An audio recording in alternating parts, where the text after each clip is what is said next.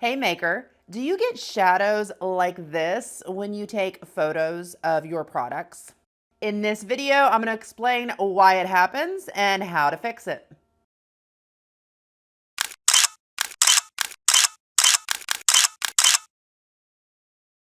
If this is your first time joining me, my name is Christina Nicole, and I'm a product photography coach teaching makers like you how to take your own high quality product photos that actually attract more customers and make more sales for your product-based business. Hard defined shadows like you see in this photo are created when your light source is smaller than your product and your setup. There are two things that contribute to the perceived size of your light source. First, the actual size of the light. Second, the distance of the light in relation to your setup. The sun is a great example. The sun is a huge light source, but it's so far away in comparison to your product and your setup, it becomes teeny tiny and it creates hard defined shadows. One of the biggest newbie mistakes I see is makers using their household overhead lights to actually light their product photos. Your ceiling fan, your recessed lighting, the lighting hanging in your kitchen or your dining room is not the type of light that you want to use to take photos of your products. This type of light can create a whole mess of problems, and hard to find shadows is one of them. These recessed lights that I have here, they are very tiny in comparison to the product. Not only is the actual light source small, it's pretty far away in comparison to our actual setup. So we're getting hard to find shadows of the cup here. We're actually getting light being blocked by this backdrop from this light. So we have a whole line going down here. We've got additional lights on this side that are creating additional shadows in our setup as well. You'll also notice that my recessed lights, they're more of a pure white light. While these lights behind me hang in the kitchen, they're very warm. So now we have an additional issue of kind of mixing light color temperatures, which is going to create all kinds of wonky colors in our setup here. I repeat, do not use your household lighting to take product photos. So what should you use? Natural light is my recommendation, especially if you're on a budget.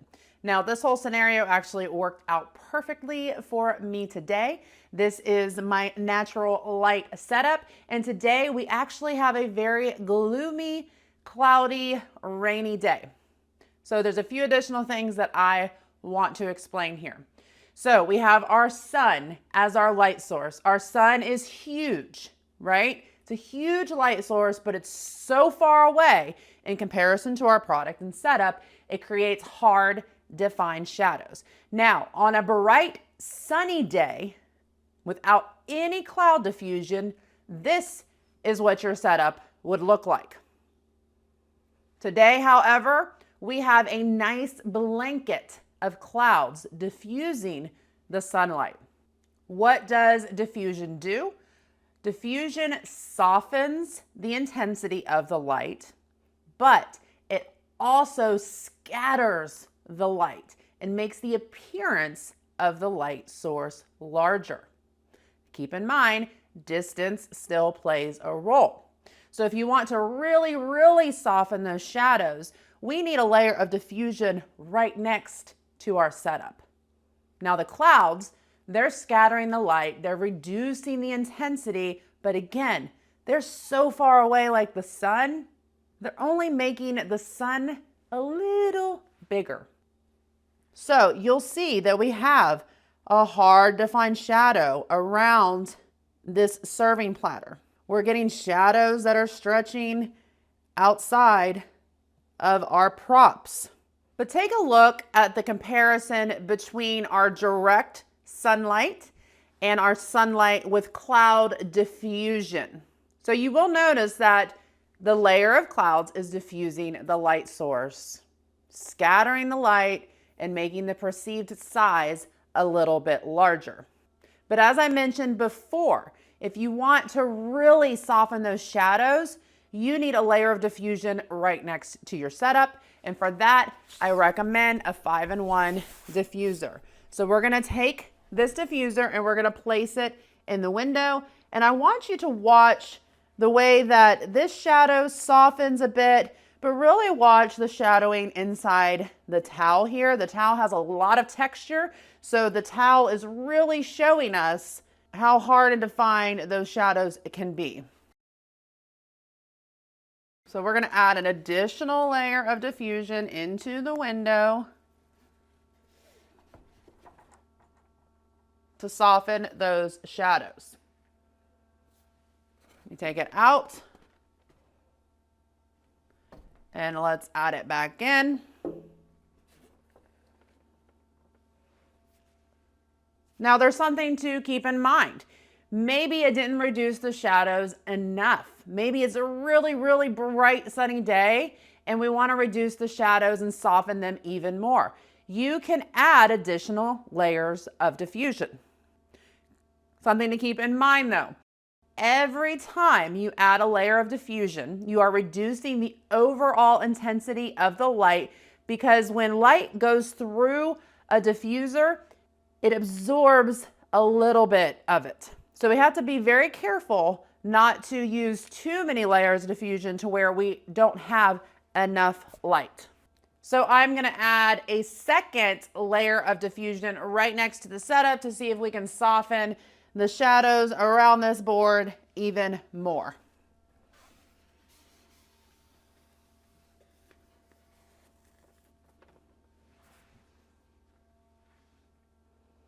So you'll notice that every time you add a new layer of diffusion, not only do the shadows soften, but you also lose a little bit of that light intensity. So be mindful of that.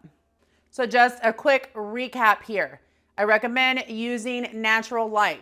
If your natural light is super hard and defined and it looks like this, that is okay. Just start adding your layers of diffusion next to your setup and watch those shadows magically soften. Now, if you wake up and you go to shoot and you have a nice layer of clouds in the sky, this is what your setup is more than likely going to look like. If you want to reduce the shadows even more, go ahead and add a layer of diffusion into your window and see what those results give you. If you still want to soften those shadows even more, we're going to add a second layer of diffusion into the window. Keep in mind, every layer of diffusion you add reduces the overall perceived brightness of the light a little bit. It really is that easy. But if you struggle to make your natural light work for you, if you struggle with dull photos, hard to find shadows, uneven light, reflections, then I want to recommend checking out my 5-day challenge, Light. Inside of Light, I teach you how to evaluate, diagnose, and cure your crummy light symptoms in as little as 5 days with personalized help from me. To learn more about my 5-day challenge, Light, click here or grab the link in the description below this video. Please take the time to like this video if you found it useful, and don't forget to hit that subscribe button if you want to learn more about taking your own high quality product photos. See you next time.